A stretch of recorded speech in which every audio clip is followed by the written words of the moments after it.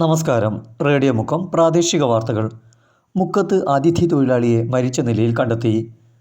3 ലക്ഷത്തോളം വില വരുന്ന MDMAയുമായി മുക്കം നീലേശ്വരം സ്വദേശിയായ യുവാവ് പിടിയിൽ. കുമാരനെല്ലൂർ ഗവൺമെൻറ് സ്കൂളിന് ശുദ്ധീകരിച്ച കുടിവെള്ള പദ്ധതി സമർപ്പിച്ചു. സംസ്ഥാനത്ത് വീണ്ടും അമീബിക് മസ്തിഷ്ക ജ്വരം സ്ഥിരീകരിച്ചു. വാർത്തകൾ വിശദമായി.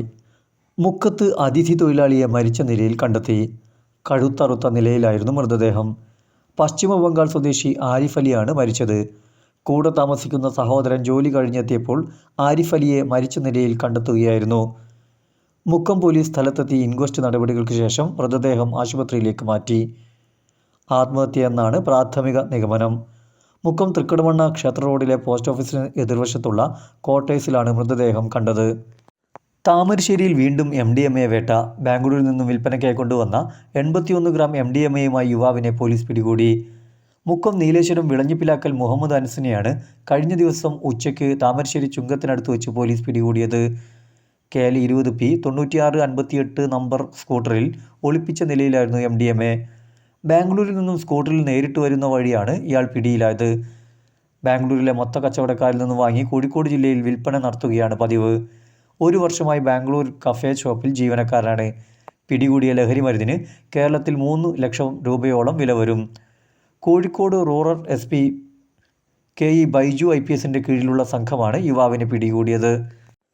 കാരമൂല കുമാരനെല്ലൂർ ഗവൺമെൻറ് LP സ്കൂളിന് ശുദ്ധീകരിച്ച കുടിവെള്ള പദ്ധതി സമർപ്പിച്ചു. TP കുഞ്ഞി മൊയ്തീൻ ഹാജിയുടെ സ്മരണയ്ക്കായി അദ്ദേഹത്തിൻ്റെ കുടുംബമാണ് 1/4 ലക്ഷം രൂപയുടെ പദ്ധതി സ്പോൺസർ ചെയ്തത്. തൊറയൻ പിലാക്കൽ കുടുംബാംഗവും മുൻ PTA പ്രസിഡന്റുമായ TP Abdul Jabbar school leader Shiya ഫാത്തിമയ്ക്ക് കുടിവെള്ളം നൽകി പദ്ധതി ഉദ്ഘാടനം ചെയ്തു. PTA പ്രസിഡന്റ് അഖിലേഷ് അധ്യക്ഷത വഹിച്ച ചടങ്ങിൽ PTA vice president Aarathi, MPTA chairperson Mobika, senior assistant G Fousiya, SRG convener Rasna, Aswathi, Sajida, Bijula എന്നിവർ ആശംസകൾ നേർന്നു. ഹെഡ്മാസ്റ്റർ TK ജുമാൻ സ്വാഗതവും സ്റ്റാഫ് സെക്രട്ടറി സുനിത നന്ദിയും പറഞ്ഞു.